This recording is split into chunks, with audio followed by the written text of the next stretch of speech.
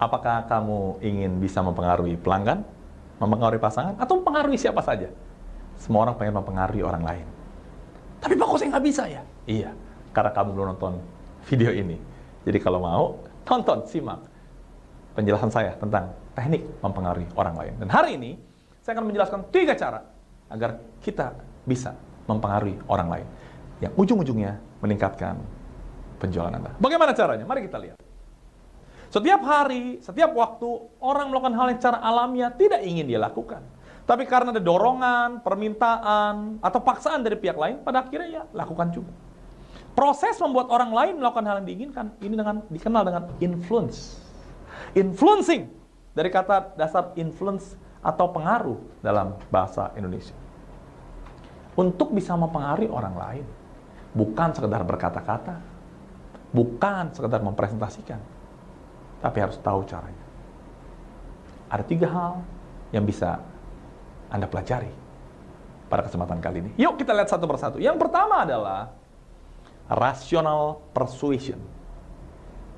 Strategi dan teknik mempengaruhi orang lain secara rasional. Maksudnya apa?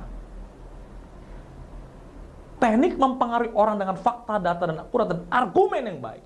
Nah, teknik influence ini paling efektif. Kenapa? Karena ada data. Rasional. Masuk akal. Masuk Pak Eko. Bukan masuk Pak Eko. Masuk ke pemikirannya orang yang mau Anda pengaruhi. Seorang dokter yang memberi nasihat kepada pasien yang perokok berat dengan menjelaskan efek buruk perokok bagi paru-paru mereka, dan hasil penelitian buktikan bahwa para perokok lebih rentan menderita, adalah salah contoh rational persuasion. Jadi kalau Anda mau mempengaruhi orang, cara tekniknya rasional, kasih data. Pak, saya nggak bisa jualan segala macam, Pak. Oh, kamu nggak bisa jualan. Kenapa? Semua orang pada nggak mau beli, Pak. Oke. Kamu sudah berapa lama jadi sales? Baru 3 bulan, Pak. Saya ceritain ya. Saya sudah jadi manajer 5 tahun. Dan saya sudah membawahi kurang lebih 200 orang sales. Kamu tahu, 3 bulan pertama, orang sales itu, dari semua yang saya pernah didik, hanya 30% yang bertahan. Kenapa? 70% ini adalah nggak bertahan, kenapa? Karena mereka nyari excuse, cari alasan. Padahal kita lihat 30% yang bisa lewati 3 bulan, mereka semua cenderung berhasil. Jadi kalau sekarang kamu gagal, kamu belum 3 bulan, bukan? Percaya saya, kalau 3 bulan kamu lewat, kamu akan sukses dan berhasil menjadi seorang sales. Ini data yang buktikan, bukan saya yang ngomong. Kalau sulit sekarang, yuk kita pikirkan. Tapi kamu harus punya pola pikir, kamu bertahan. Dalam 3 bulan harus berhasil. Kalau kamu menyerah, silakan, ini pilihan. Data membuktikan. 30% orang yang bertahan selama 3 bulan, orang ini 100% berhasil menjadi seorang sales yang sukses. Jadi berikan data. Sehingga orang, iya ya, masuk akal. Karena kling. Rasional. Jadi teman-teman sekalian, Simon Sinek juga mengatakan,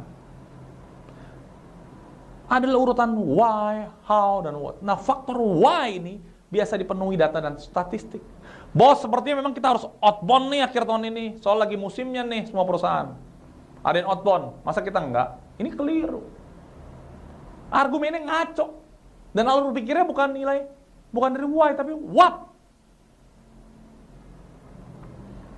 Anda ngomong sama istri, Mak, besok mau ini, mau itu. Wah, ngapain kamu ini? Tapi why? Why mana? Mah, kalau menjalin relasi dengan pelanggan, supaya mereka akhirnya dapat beli order sama aku, gimana menurut kamu? Oh, bagus. Iya. Makanya besok nih, mohon maaf aku harus nemenin customer mancing. Bukan apa, ini big account, jadi kalau dia closing, bisa nutup order selama setahun. Menurut Mama gimana? Datanya selama ini pelanggan, kalau udah kenal sama kita, lebih mudah closingnya. Dan dia hobi mancing. Rasional. Why? Kenapa jangan what? Pak, mau beli produk saya nggak? Enggak. Selesailah. Rasional. Mulai dengan why. Rasional. Data. Pendukung. Siapkan. Jelas? Oke, kita akan lihat yang kedua. Ingratiation tactics. Ini membuat seorang senang. Kalau Anda bisa buat orang senang, maka dia akan beli dari Anda. Walaupun orang tahu dia sedang di-influence dengan teknik ingratiation ini, mereka banyak ngelengah dan luluh juga. Contohnya, Pak, saya dapat masukan banyak sekali bahwa Bapak adalah yang terbaik di bidang ini. Bisakah saya minta sedikit bantuan Bapak untuk lalalala? Atau boleh juga teman di kantor saja. Bro, dengar-dengar kopi racikan lu paling yaud di kantor ini. Cobain dong, bikinnya secangkir. Ah, lu paling bisa. Tapi dibikinin juga. Jadi ini adalah membuat orang senang. Ingratiation. Yang pertama rasional, yang kedua adalah bikin orang senang. Puji dia, terus minta dia melakukan sesuatu, mempengaruhi. Makanya Anda yang punya istri, dipuji dulu dong istrinya. Wah, mah, gila malam hari ini cantik sekali. Ah, papa mah ada mau apa-apanya. Ah, tapi dia dulu juga bukan? Buat dia senang dulu. Jangan langsung minta.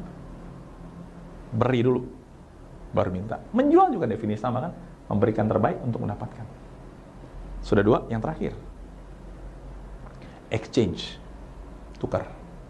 Saya berikan ini, kamu berikan ini. Contohnya, bro, bantuin bikin poster untuk pameran ya. Nanti gue jajan es krim deh.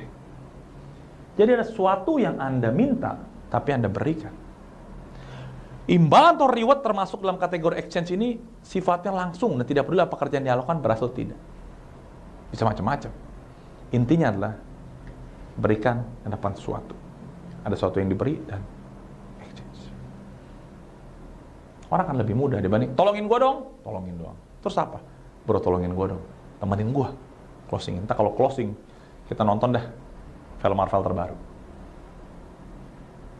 3 teknik mempengaruhi orang lain. Sudah tahu? Saatnya untuk mempraktekkan. Selamat mempengaruhi orang lain.